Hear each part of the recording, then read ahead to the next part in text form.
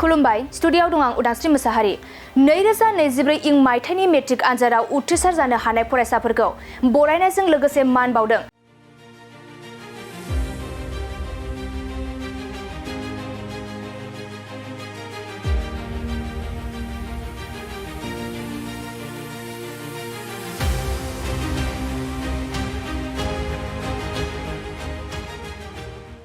दतमा गुरुदेव कालीचरण एकाडेमी फरायसालिया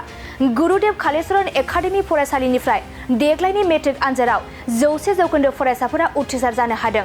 बेनिनो सा 52 फरायसाफोरनि गेजेराव डिस्ट्रिक्टसर लानानै 7 स्टार मार्क लानानै सान 24 आरो सरासनस्रा सेथि मासियाव सान 23 नैथि थाखोआव 5 गासै सा 57 फरायसाफोरा उथ्रिसार जानो हादों। मख'जाथावदि 1994 मायथाइयावनो बर' बिजोंनि प्राइभेट फरायसालि महरै गायसनजानाय दतमा गुरुदेव कालीचरण एकाडेमी फरायसालिनिफ्राय गिबि खेब मेट्रिक आनजाद होबोनाय बोसोरनिफ्रायनो फरायसाफोरखौ थुलुंगा होनायनि थांखिजों आनजादाव उथ्रिसार जानो हानाय फरायसाफोरखौ बरायनायजों लोगोसे मान बावबोदों। बेबादिनो देग्लायबो फरायसालिनिफ्राय उथ्रिसार जानो हानाय सेथि आरो नैथि थाखोआव उथ्रिसार जानो हानाय फरायसाफोरखौ बरायनायजों लोगोसे मान बावदों। बे हाबाफारियाव गाहाय आलासि महरै बर' समाज आफादनि आफादगिरि बेनुधर बसुमतारी, थांखि जानाय बुंथिगिरि आलासि महरै गसाइगाव बीएड कलेजनि गोरायुं डक्टर अजित बर', ब्लक एडुकेशन अफिसार BEO आरो गुबुन गुबुन सानसुमैफोरजों लोगोसे फरायसा आरो बिमा बिफाफोरा बाहागो लायो। साफ्रोमबो फरायसाफ्रा जोंनि समाजनि दोहोन आरो सोद्रोम समाजनि हारिमुखौ लाखिनांगौआ फरायसाफोरनि आखायावनो। दा जोङो फरायसाफोरखौ जोङो गोहोगोरा जों खालामनांगोन। फरायसा समाव बिसोरनि गोसोआ गोरलै, दा बेनिखायनो जायखिजाया थासारियाव बिसोरो दिरेल जानो नागिरो बा लामा आन्दायनो नागिरो। दा बिथांमोनहा जाहाथे गावनि थासारियाव थानानै गावनि जायगायाव थानानै गावखौ गोहोगोरा खालामनानै थांखिसिम सौहैनो हायो, जाफुंसार जाहैनो हायो। सोरबा प्रफेसार जानाय, डक्टर जानाय बा बिजनेस मावनाय, आबाद मावनाय बेसिम जाहाथे सौहैनो हायो। बेनिखायनो फरायसाफोरखौ जोथोन लानांगौआबो जोंनि बिबान। दिनै GKB एकाडेमी दतमायाव जाय फरायसाफ्रा मेट्रिक पास जादों बिथांमोनखौ आरोबाव थुलुंगा होनो थाखाय जि मोनसे हाबाफारि लादों बेयो जोबोरै मोजां। बेबादि थासारिखौ जोङो सोरजिनांगौ आरो बेबादि थासारियाव थानानै फरायसाफ्रा गावखौनो गोहोगोरा खालामो। आङो फरायसाफोरनिसिम मेसेजखौ हरगोन जे जोंनि गोसोआ जेब्ला लोरबां जागोन अब्ला जोङो बेंगुरा जागोन। आथिं गैयाब्ला मानसिया पेरालाइज जाया, आखाइ गैयाब्ला मानसिया पेरालाइज जाया, मेगन गैयाब्ला मानसिया पेरालाइज जाया। नाथाय गोसो थानानै गोसोआ जुदि लोरबांब्ला अब्लासो पेरालाइज जागोन। दा बेनिखायनो गोसोखौ अर्गानाइज खालामनांगौ, गोसोखौ गोख्रों खालामनांगौ। बेनि थाखाय फरायसाफ्राबो बेबायदि हाबाफारियाव बाहागो लानांगौ, गेदेरफोरनि बाथ्राखौ खोनासंनांगौ, फोरोंगिरिफोरनि बिमा बिफानि मोजां मोजां बाथ्राखौ खोनासंनांगौ। फंसे रावानो मानसिखौ देरहासार खालामनो हायो, फंसे रावानो मानसिखौ बिराद गोहोगोरा खालामनो हायो। नैबे समाव आङो बुंबावगोन, जोंनि समाजाव माब्लाबा माब्लाबा गाज्रि रोखोमनि बारहावा बारो। बे बारहावाखौ आं ओरैबायदि बुंगोन, खायफा हान्जाया सोरबा मोजां हान्जाखौ गाज्रि लामाथिं लांनो थुनज्लायो, गोसो बायहोनो नाजायो। लेखा फरायनानै साख्रि मोना, थाखा खामायनो हाया, मोजां मानसि जानो हाया, बेबायदि रोखोमनि गाज्रि मोनसे मेसेज होनानै गोसोखौ बायहोनो नाजायो। दा बेनिखायनो आङो बुंगोन फरायसाफोरखौ, जोंनि जिउआ जिहेतु आगोमा, बेनिखायनो जोङो जोंनि जिउखौ जोथोन लानानै इसोरा जायखौ जोंनो होदों आथिं, आखाइ, खुगा, गन्थं, बेखौ जोङो गोहोगोरा खालामनानै जोङो आवगायलांनांगोन। सोरबा जोंखौ जुदि गाज्रि बुङोब्ला बेयाव गोसो बायनांगौनि जेबो बाथ्रा गैया। गावनि गोसोखौ गाव थिग लाखिनांगौ आरो आंनि जिउआ आंनि आखायाव मा दङ बेखौ आं मोजाङै मिथिगौ, बेखौ आं मिथिगौ, नाथाय बेखौ आङो जोथोन लानांगौ। बेनिखायनो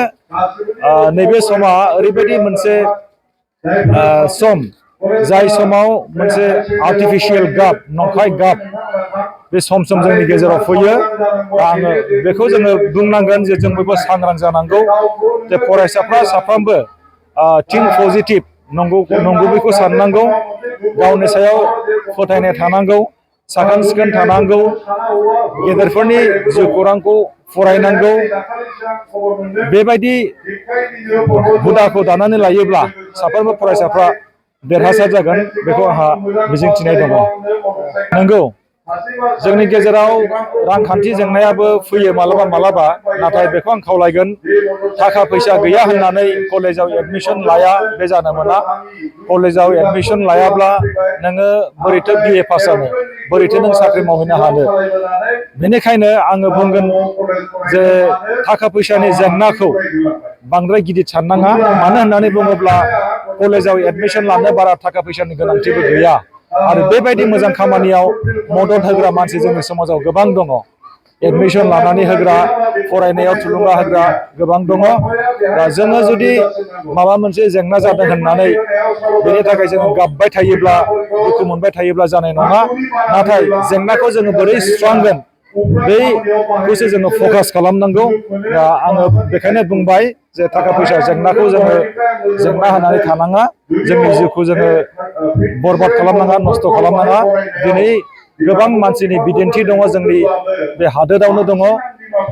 शीतल देवीनि खोथाखौ आं बुंगोन बिथाङा थाइनै आखाइबो गैया थोंनै आथिंजोंनो बिथाङा इसोर सिबिदों थोंनै आथिंजोंनो बिथाङा लेखा फरायदों आरो थोंनै आथिंजोंनो बिथाङा बोरला गावनानै सनानि मेडेल मोननो हादों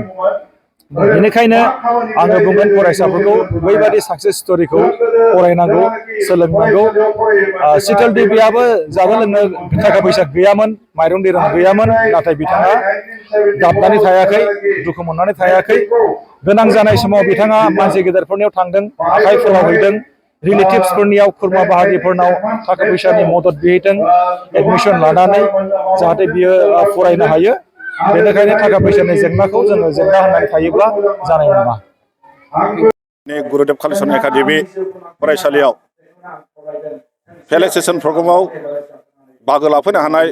बड'सा निउज बड'लेण्ड रादाब बड'लेण्ड बुब्लि राइजिं बड'लेण्ड NBNN निउज बिथांमोननिसिम आंनि गोसो गोरबोनिफ्राय साबायखर बावबाय आं दिनै बुंगोन जोंहा 1994 मायथाइनिफ्राय फरायसालिखौ गायसनजेनदोंमोन जे समनिफ्राय बे फरायसालिया मेट्रिक आनजादखौ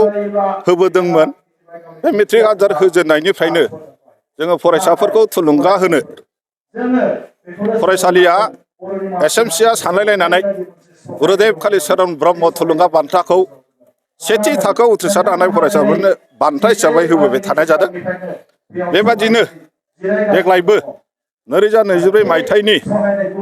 मेट्रिक आनजादाव उथ्रिसारनाय फरायसाफोरखौ जोङो साइटेसनजों लोगोसे राङारि बान्था आरो गांसे आर'नाइ आरो गांसे धोरोम बिजाब सोरांनि लामा आरो गंसे खलमनि गेजेरजों बिथांमोनखौ बरायनानै लानाय जादों जोङो देग्लायहाय 2024 मायथाइयाव मेट्रिक आनजादाव एपियार जादोंमोन टटेल स्टुडेन्टआ 57 जनमोन बे 57 जनाव रिजाल्ट बायदियै जोंनि फरायसाया 52 सा फार्स्ट डिभिजन जानो हादों आरो 5 सा सेकेन्ड डिभिजन जानो हादों थार्ड डिभिजन निल 100% पास खालामनो हादों बेनि गेजेरावनो डिस्टिंसन मोननो हादों 5 सा आरो स्टार मार्क मोननो हादों 24 सा आरो सिम्पल फार्स्ट डिभिजन जानो हादों 23 सा आरो सेकेन्ड डिभिजनाव 5 सा फरायसाफ्रा उथ्रिसारनो हादों बेबादिनो बिथांमोनहा गावबागाव आयदा हिसाबै लेटार लाखिनो हादों बड'आव गासैहाय 37 साया लेटार लाखिनो हादों इंलिसाव 7 फरायसाया लेटार लाखिनो हादों मेथ्स 9 सा इंलिसाव 9 सा आरो मेथ्सआव 7 आरो साइन्सआव 28 ससियेल साइन्सआव 34 आरो इलेक्टिभ साबजेक्ट जिअग्राफियाव 32 सा आरो एडभान्स मेथ्सआव 7 सा फरायसाया उथ्रिसारनानै जोंनि गुरुदेव कालिचरण एकाडेमिनि मुंखौ गोजौ थाखोआव दावगानायाव मदद खालामदों आरो गावसोरनि बिमा बिफा आरो फोरोंगिरिफोरनि नाजानायाव मोजाङै मोजां उथ्रिसारनानै हानायखौ आङो गोसो गोरबोनिफ्राय बरायदों आरो बिथांमोननो बे फेलिसिटेसन प्रग्रामखौ होनाय जादों हौवासा हिनजावसा सोर बांसिन पास जानो हादों एसे र' आंथ' बेखौ साना गोजोनथाव खौरां नोंथांमोननि थाखाय लानानै फैदों MRM मेम'रियेल हस्पिटालाव गोबां बेमार फाहामथाय होनायनि खाबु